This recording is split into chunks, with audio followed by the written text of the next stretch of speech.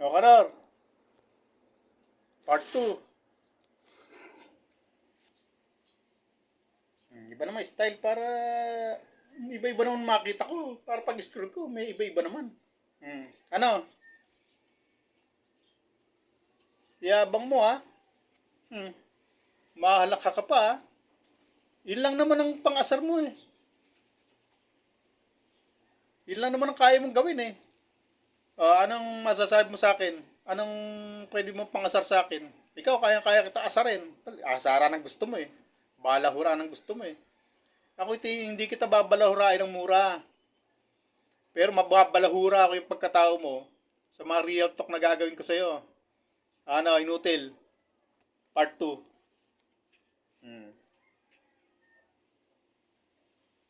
Ikaw lang nakikinabang sa kalingap eh. Yung binibigay mong 25 kilos na bigas, magkano ba balik sa'yo niyan? Palagay ko, ang balik sa'yo niya, isang pintuan eh. No. Tapos, umidikit ka ng sa kalingap ha, nagsisip-sip ka ha. Ano yun?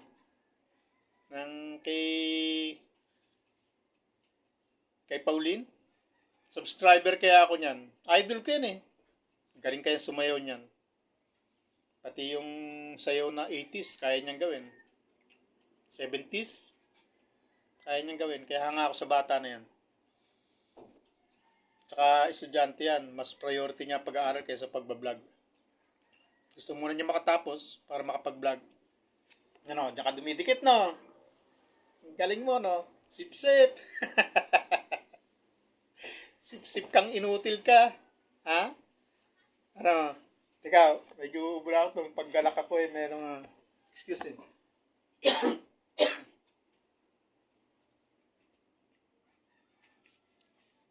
Ano? Ha? Sip-sip na. Ano kaya kung umalis ka sa poder ng kalingap? Tulad ko, wala ako sa poder ng kalingap ngayon. Ako, sinabi kong kalingap ako. Hindi ako ng kalingap. Hindi ako vlogger ng kalingap. Ano lang ako, viewers. Supporter, viewer lang. Kaya ako sinasabing kalingap ako. Kalingap viewer ako. Hindi ko sinabing kalingap na tauhan ako ng kalingap. O partner ako ng kalingap. Hindi. Viewer lang ako. Pero ikaw, sinasabi mong kalingap ka. Eh, nasa nang nalingap mo? Sagutin mo. Ito kasi sagutin mo kasi. Ang hirap naman kasi sa'yo, nililis mo issue kung saan mo dinadala. Kasi ikaw nag-umpisa nito eh. Question mo ako eh.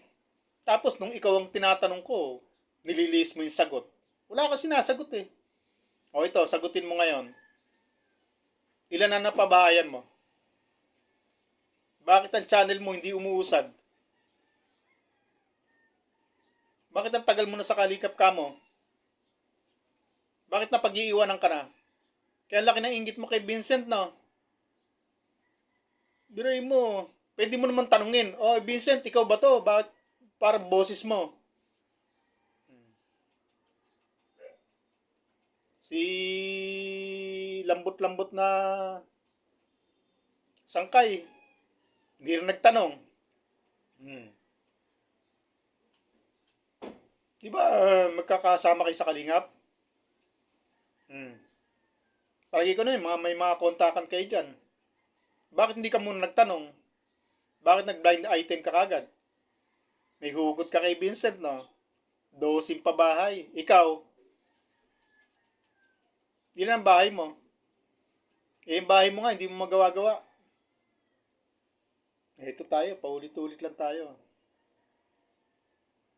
Hindi ko kasi pinapanood ng video mo eh. Ano lang sa akin eh.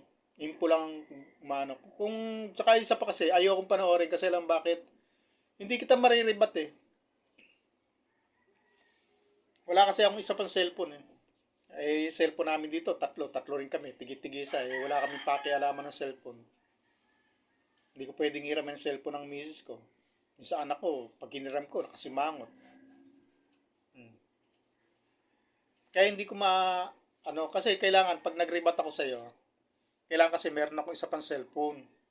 Para,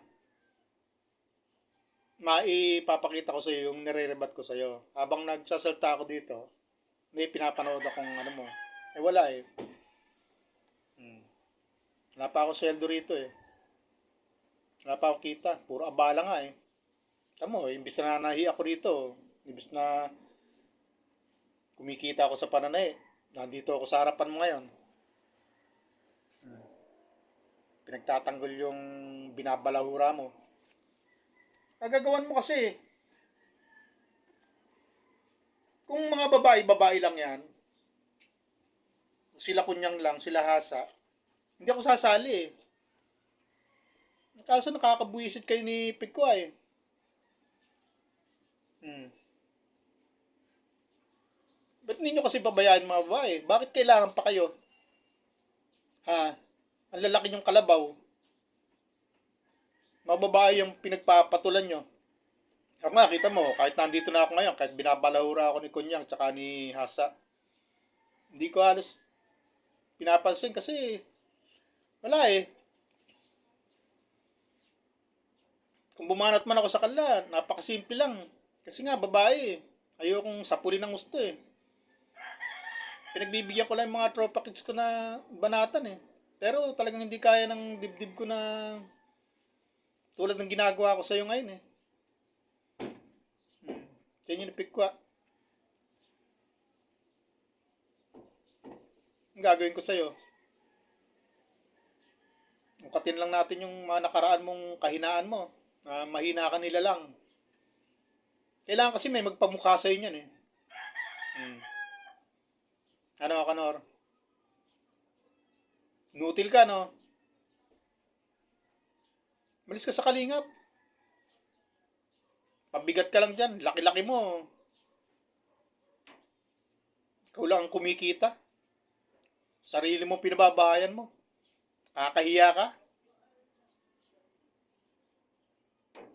Ang kalingap, nagpapabahayan sa mga mahihirap, sa mga beneficiary nila.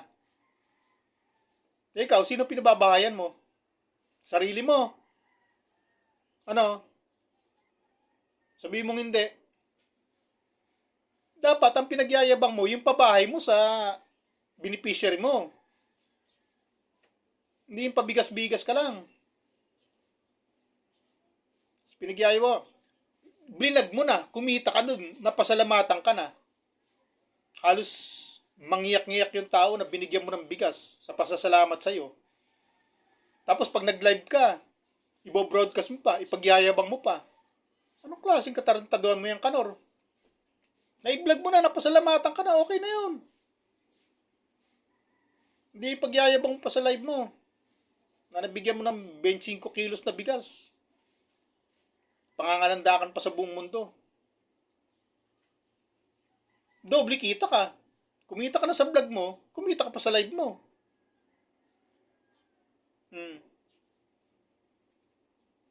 Yan ba dapat po ipagyabang? Tapos pinagyayabang mo, bahay mo. Ipagyabang mo kung nakapagpabahay ka. I-vlog mo. O ito, pinababahayan ko ang beneficiary ko. I-vlog mo. Kahit i-vlog mo araw-araw yun, pwede. Ipagyabang mo araw-araw.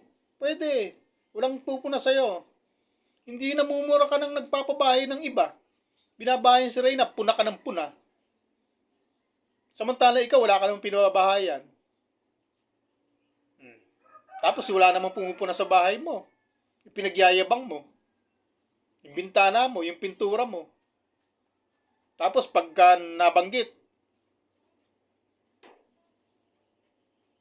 putak ka ng putak, hindi ka mapakali.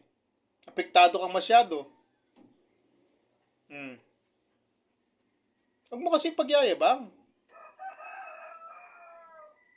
Tapos para mapatunayan mo lang na sa'yo yun. Hindi naman namin kina-question eh kung ano yung pagkakaano sa bahay mo na yun. Wala naman kami pakialam dyan eh. Kaya lang naman napapasagian yan. Kasi nga, ikaw mismo nagyayabang. At pumupuna ka ng bahay ng may bahay. Pinupuna mo yung pabahay ng may pabahay. Hilig-hilig mong pumuna. Eh wala ka rin yung napabahayan kahit isa. Yung sarili mo nga, hindi mo kayang bahayan kung wala kang katulong. Kung walang sponsor na nagbibigay sa'yo. Tapos pa European style ka pa. Pa Canadian influence ka pa. Hmm. Ano? Kino-question ba namin yung bahay mo? Pinapakialaman ba namin? Papakita-kita ka pa ng deed of sale? Kala mo sa amin, ignorant sa mga deed of sale na ganyan? Ano pakialam dyan eh. Ang binaano namin sa'yo, bakit puna ka ng puna sa bahay? Ni Reyna. O diba, dyan nagsimula?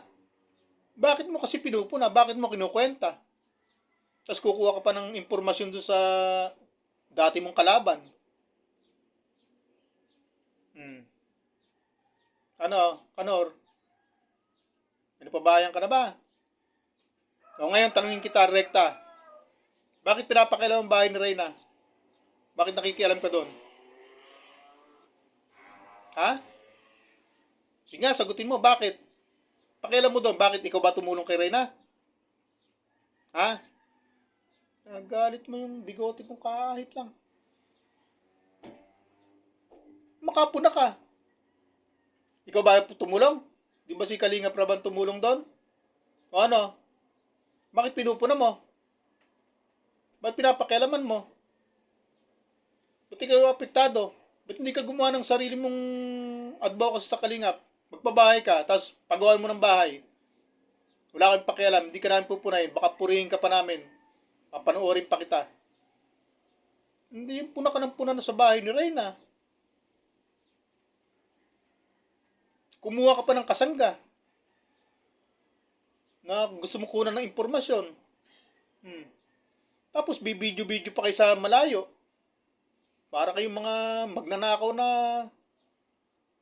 Di ba pag nanakaw yon? Yung ano kayo sa malayo, tapos kuha kayo ng kuha? Walang permiso yun ah. Ako nag-video ako, humingi ako ng permiso sa mga gumagawa. Sila pa nag-video sa akin, tapos pinagkamalan pa si Vincent. Ano? Sabihin mo hindi ka kasama doon? Lalakad ba yung si Kunyang nang hindi ka kasama? O pagpalagay ng hindi. Kasi wala naman akong ebidensya dyan. Oh. Pero ang tanong ko, sino ang kasama ni Kunyang? Tandem kayo. Sabi mo sa akin, sino kasama ni Kunyang? Masasagot mo? Anak ka ng tatay mo. Yabang-yabang mo. Pakialam meron kang nutil ka. Puna ka ng puna sa bahay. Bakit? Sige nga, sagutin mo sa akin. Bakit pinupuna mo ang bahay ni Reyna? Ha? Ano pakialam mo doon? Ikaw ba tumulong? May binigay ka ba kay Reyna? Sabi mo sa akin, magkano na ibigay mo kay Reyna? Magkano na iabot mo? Bawat punta mo naman kay Reyna, yung pagpunta mo sa barangay, yung pagsunod-sunod mo sa kanya sa SM sa diet eh. Inutusan ka eh. Kumita ka rin eh, bayad ka rin doon eh. Kikilos ka ba nang hindi ka babayaran? Trabaho mo yan? Inutil ka. Kala mo ha, hindi ako seryoso ha. Kala nyo, komedyante ako ha. Hindi ako komedyante, oy. Minsan. Nakakasundot ako ng medyo maganda-ganda. Di ikaw.